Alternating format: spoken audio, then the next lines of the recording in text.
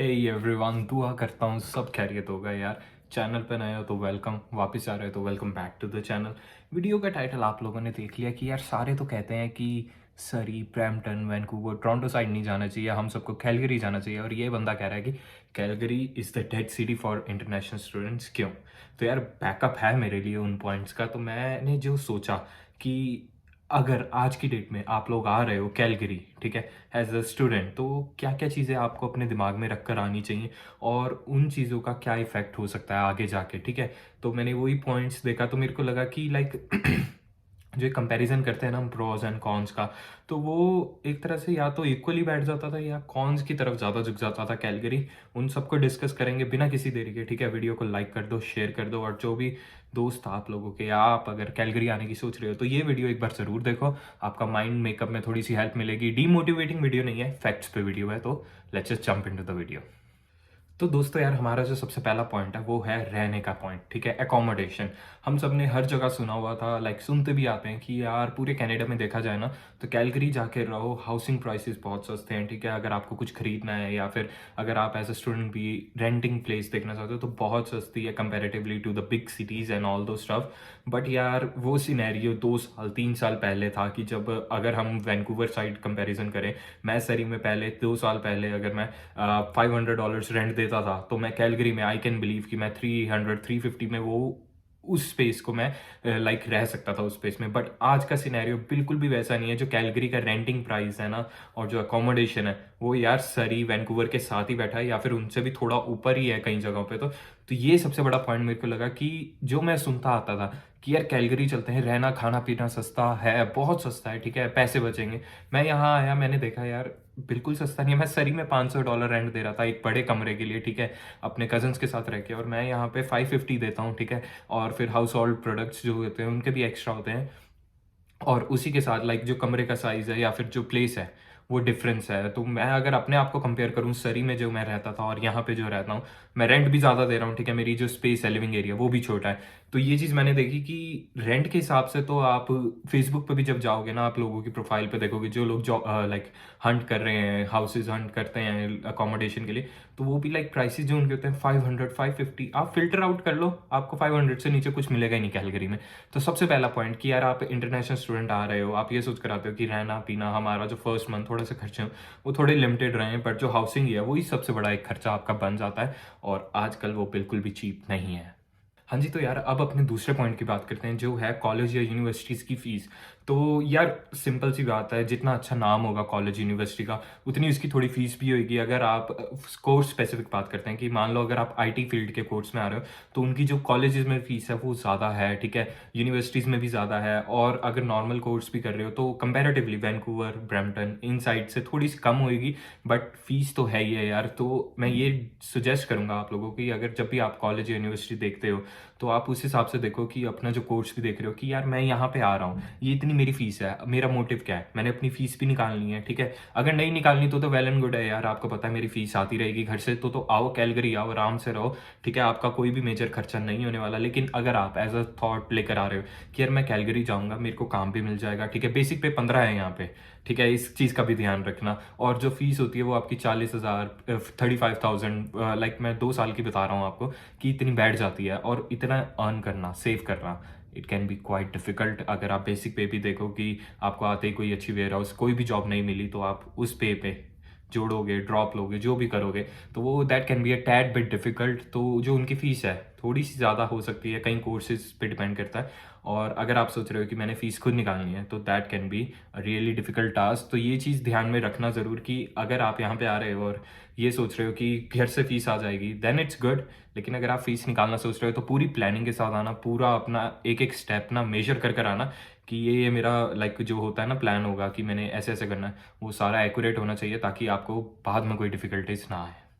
हाँ जी, तो यार अब हमारे तीसरे पॉइंट की बात करते हैं जो one of the main points है, ठीक है, कि कैलगरी आज की टाइम में it's not a suitable place for international students, ठीक है, वो है वर्क, ठीक है, zero work, you can say zero और सो लेस वर्क्स। यार पहले ही विंटर्स आ चुकी हैं, ठीक है, जो भी जनवरी इनटेक में आ रहे हैं। आपको मैं अपनी एग्जांपल देता हूँ, मैं जहाँ पे काम करता हूँ ना यार, वहाँ पे रोज़ मिनिमम 2 to 5 रेज्यूमेस आते ही आते हैं, ठीक है। लोग अपनी अवेलेबिलिटी बताते हैं कि हमें मैनेजर से बात करनी है, ठीक है, हमारा रेज्यूमे रख लो, कोई अवेलेबिलिटी है, हम काम ढूंढ रहे हैं, ठीक है यार। ये एक छोटी सी जगह की मैं बात कर रहा हूँ, ठीक है। अब सोचो कि कैलगरी में काम की इतनी तंगी, बोल रहा हूँ मैं, तंगी है कि अगर आप किसी को नहीं जानते हो ना, तो आपको काम मिलना एक तरह से इम्पॉसिबल टास्क बन चुका है यहाँ पे। कि यार आप यहाँ पे स्टूडेंट आओगे, ठीक है, और आप सोचोगे कि ठीक है मैं अपने आप को 1 हफ्ता 2 हफ्ते दूंगा, मेरे को कोई ना कोई जॉब कोई गैस स्टेशन पे कहीं ना कहीं मिल जाएगी। नहीं होगा यार, जब तक आपके पास रेफरेंस नहीं है तब तक यहाँ पे कुछ नहीं होगा। मैं ना जैसा आपको बार बार बोलता आया हूँ कि if you have reference you are hired else you are fired. ये एक लाइन है, इस लाइन को आप जहन में बिठा लेना कि अगर कनाडा आ रहे हो, ठीक है, कैलगरी साइड कहीं पे भी जा रहे हो, कि आपकी जान पहचान में कोई होना चाहिए कि आप कहाँ काम करना चाहते हो, कि आपको वो रेफरेंस दे सके। क्योंकि यार रेज्यूमे सिर्फ रेफरेंस वाला ही उठाया जाता है, चाहे आप कहीं भी चले जाओ, जितनी भी बड़ी ऑर्गेनाइजेशन में चले जाओ, जितनी भी छोटी ऑर्गेनाइजेशन में चले जाओ, रेफरेंस होना बहुत ज़रूरी है। अगर रेफरेंस नहीं है तो यार आप सोच लो कि आपको जाना पड़ेगा। मैं भी गया हूँ, मैं भी बहुत जगह पे गया हूँ, Walmart as a second job apply करने के लिए। देखता था मैं कि अप्लाई करके मैं उनसे बात करूँ, चीज़ें करूँ, वो नहीं होती थी क्योंकि रेफरेंस नहीं थी मेरे पास। तो ये सबसे बड़ा ड्रॉबैक था यहाँ पे, ठीक है ना। यही एक मेन पॉइंट है कि अगर यहाँ पे आ रहे हो तो यार एक तो बेसिक पे भी 15 ही है, ठीक है, और मोस्टली 90% जगहों पे आपको 15 ही मिलेगी, ठीक है। उसमें आप अपनी फीस भी जोड़ना चाहोगे, उसमें आप अपनी सेविंग्स भी करना चाहोगे, तो सब कुछ नहीं हो सकता उसमें, ठीक है ना। तो ये चीज़ है कैलगरी का जो सबसे बड़ा ड्रॉबैक मेरे को लगा, हाउसिंग और उसके बाद फीस के बाद, कि यार काम ही नहीं है। अगर काम ही नहीं है, क्योंकि सारी पॉपुलेशन इधर ही माइग्रेट हो रही है अब, ठीक है, और सारी पॉपुलेशन जब माइग्रेट होती है तो यार ऑब्वियस सी बात है, जो एक रूल है 40 घंटे काम कर रहे हैं, तो एक स्टूडेंट लाइक कम से कम एक स्टूडेंट 2 बच्चों की नौकरी का टाइम अगर एक स्टूडेंट 40 घंटे काम कर रहा है, तो यार वो सीधी सी बात है, तो वो दूसरे स्टूडेंट के 20 घंटे खा रहे हैं ना। तो एक तरह से कि जहाँ पे 2 बंदे काम कर सकते हैं, वहाँ पे सिर्फ अब एक ही बंदा काम कर रहा है। That cause like shortage of working hours and working places. तो ये चीज़ सोच कर आना कि अगर यहाँ पे आ रहे हो तो पहले से ही अपना काम ढूंढना, अपने रेफरेंसेस, अपनी जो जुगाड़ होता है ना कि कनेक्शंस, वो स्ट्रॉन्ग कर लेना थोड़े से, कि आपको जॉब जल्दी मिल जाए। नहीं तो बिना रेफरेंस के you can say like 1 month 2 month even 3 months you won't have any work here.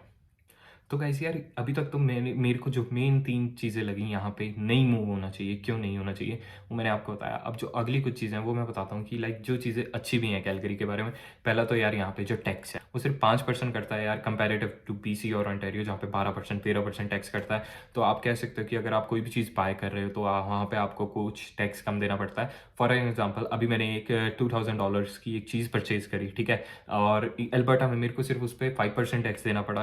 अगर मैं BC में होता तो मेरे को उस पर 12% टैक्स देना पड़ता। तो यार comparatively that makes a huge difference on big amounts. तो इसकी वजह से टैक्स की ब्रैकेट में अगर मैं देखूँ तो एल्बर्टा इज़ चीप, ठीक है। और इसी के साथ दूसरी चीज़ होती है, अगर आप एज अ स्टूडेंट आ रहे हो तो जो बस पास होते हैं, चीज़ें होती हैं, आप टैक्स भी दे रहे हो, सबको पता है, आप बेसिक पे अर्न कर रहे हो। तो जो गवर्नमेंट यहाँ की करती है उसने ये करा कि आपको $5 में, 5.5, पता नहीं $6 में अराउंड आपको यहाँ का जो पास होता है बस का ऑल ओवर कैलगरी, वो आपको मिल जाता है। तो यार वो सबसे बहुत अच्छी चीज़ लगी मेरे को कि वो टैक्स एप्लीकेबल होता है और आपको सिर्फ $5 से $6 में एक पास मिल जाता है पर मंथ का।